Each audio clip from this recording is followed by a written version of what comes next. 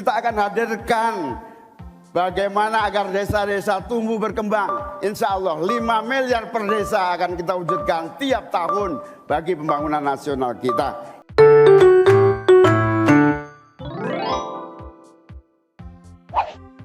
Tren pembangunan desa di Indonesia saat ini menjadi topik yang menarik dalam debat calon wakil presiden dalam Pilpres 2024. Salah satu cawapres, Muhaimin Iskandar atau yang akrab disapa Caimin, menyampaikan pandangan tentang kontribusi dana desa terhadap pembangunan dan transformasi desa saat ini.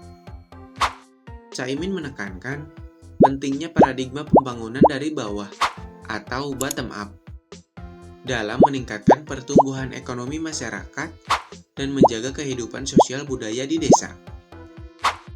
Ia juga menyebutkan bahwa dana desa memiliki peran penting dalam mendorong pembangunan infrastruktur dan transformasi desa tertinggal menjadi desa maju dan mandiri. Dana desa merupakan alokasi dana dari pemerintah pusat ke desa yang digunakan untuk pelaksanaan pembangunan.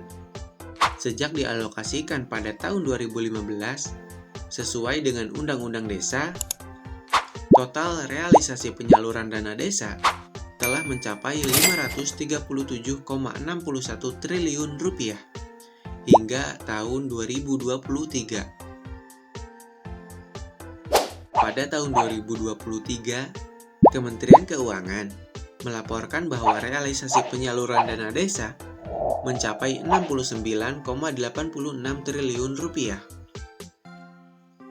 Caimin juga menyebutkan bahwa seiring dengan peningkatan penyaluran dana desa, jumlah desa tertinggal yang berhasil bertransformasi menjadi desa maju dan mandiri juga meningkat.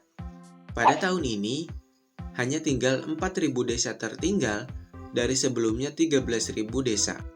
Hal ini menunjukkan bahwa infrastruktur yang baik dan pelaksanaan dana desa yang efektif dapat mendorong pembangunan desa.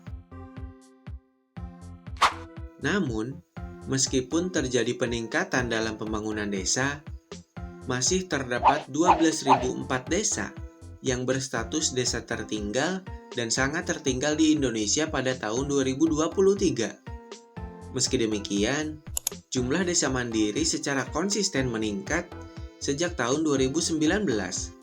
Rata-rata skor Indeks Desa Membangun atau IDM di seluruh provinsi mencapai 0,69, menunjukkan bahwa rata-rata desa di Indonesia saat ini berstatus berkembang. Bali dan Daerah Istimewa Yogyakarta menjadi provinsi dengan rata-rata desa berstatus mandiri berdasarkan IDM 2023. Jawa Timur memiliki jumlah desa mandiri terbanyak, yaitu 2.800 desa. Sementara itu, ada 3 provinsi yang belum memiliki desa mandiri sama sekali, yaitu Papua Selatan, Papua Tengah, dan Papua Pegunungan. Meskipun masih terdapat tantangan dalam pembangunan desa, upaya pemerintah dengan bantuan dana desa telah memberikan kontribusi yang signifikan dalam meningkatkan pembangunan dan transformasi desa di Indonesia.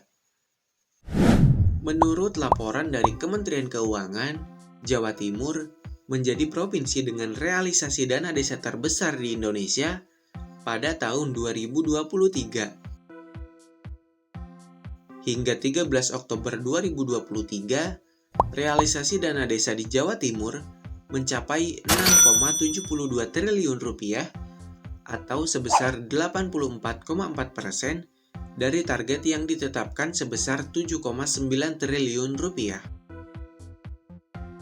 Gubernur Jawa Timur, Khofifah Indar Parawansa, menyatakan bahwa dana desa tersebut akan disalurkan kepada 7.722 desa di Jawa Timur. Ia juga terus memastikan percepatan penyaluran dana desa di seluruh Jawa Timur untuk meningkatkan pertumbuhan ekonomi di tingkat desa. Dana desa diprioritaskan untuk membiayai pembangunan dan pemberdayaan masyarakat desa, dengan harapan dapat meningkatkan kesejahteraan masyarakat desa. Setelah Jawa Timur, Jawa Tengah berada di posisi kedua dengan realisasi dana desa sebesar 6,24 triliun rupiah atau setara dengan 79,60% dari target yang ditetapkan.